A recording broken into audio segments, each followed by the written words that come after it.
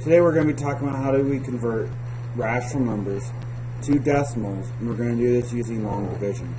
Your objective today, I will demonstrate my mathematical ability to convert rational numbers to decimals through long division, or using long division through class discussion. Let's go ahead and get right into it and see what exactly we're going to be dealing with today. Okay, before we really get into the long division part, which is the meat of our lesson today, I wanted to look at decimal representation of rational numbers. We have two ways we can represent decimals. Well, three ways really, but two we're going to concentrate on today. The first way is terminating, whether these decimals stop. For example, if I have the fraction 1/2, I know that is 5/10. That decimal stops. Same with, let's say 1/4 equals 25/100. 1/5 equals 2/10. Okay, 1/8 equals 125 thousandths, and 1/10, and that equals 1/10.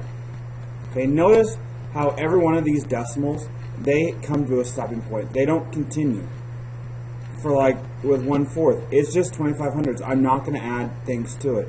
Now, another way we could do it is we could have repeating decimals. So let's say I have 1/3. Okay, 1/3 is going to be 0.3 repeating. Okay, and I show repeating by putting this repeating bar over top. So I know that this 3, and I could take this all the way down so it looks just like that. Because, and the reason I can do that is that this is going to repeat all on and on and on and on. It's never going to stop. Okay. Another one. Let's look at 1/6. 1/6 is 0.16 with the 6 repeating. Okay. So the 6 just repeats, not the 1, because the repeating bar is only over the 6. All right. Okay. 1/7 is 0.1428 repeating. Okay. 1/9 is 0.1, and the 1 repeats. 1/11 0.09 with the 0.9 repeating.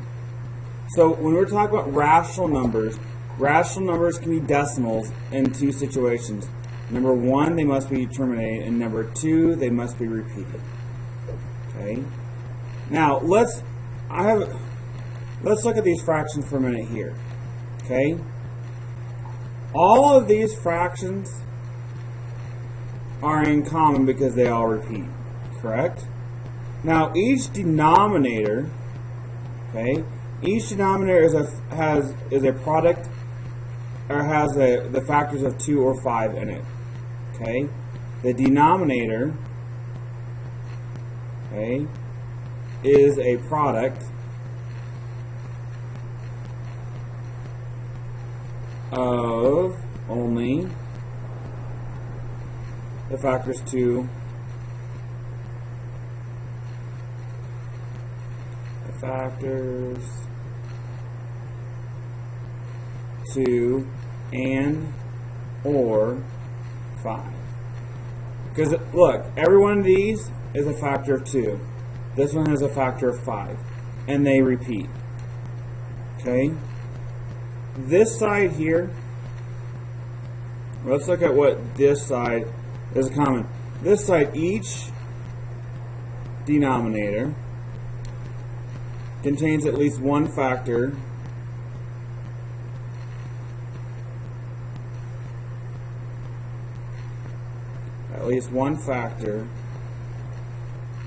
other than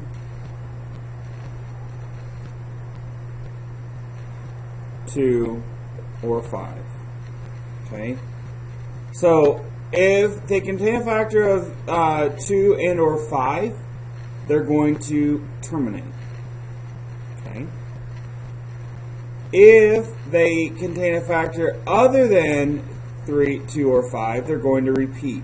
Now, there are some that don't follow either one of these, and that will go on and on to infinity without ever stopping.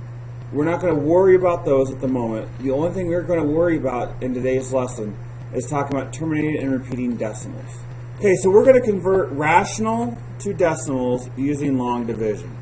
Okay, first off, I'm going to leave the sign as it is for the moment, and then I'm going to bring it back at the end. Okay, so now I'm going to use long division, so I'm going to bring in my box. Okay, 3 goes inside my box. 4 goes outside my box because I'm dividing 3 by 4. Okay, now I look to see, can I divide? Can 4 go into 3? It can't, so I'm going to add a decimal. I'm going to add a 0. So now can 4 go into 30? Yes. 4 can go into 30. It goes in there 7 times. 4 times 7 is 28. Okay. 30 minus 28 is 2. I'm not done yet. I don't have it equal to 0, so I'm going to add another 0.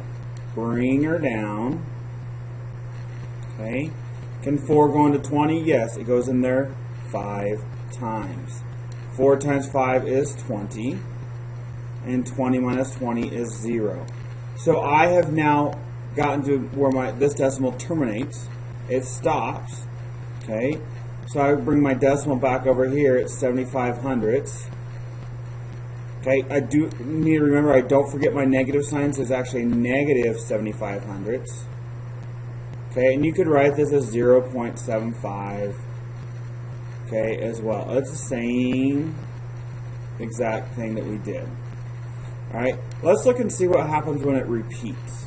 Alright, so now we're going to talk about, we're going to continue talking about this, but this one, if we look, it's 9.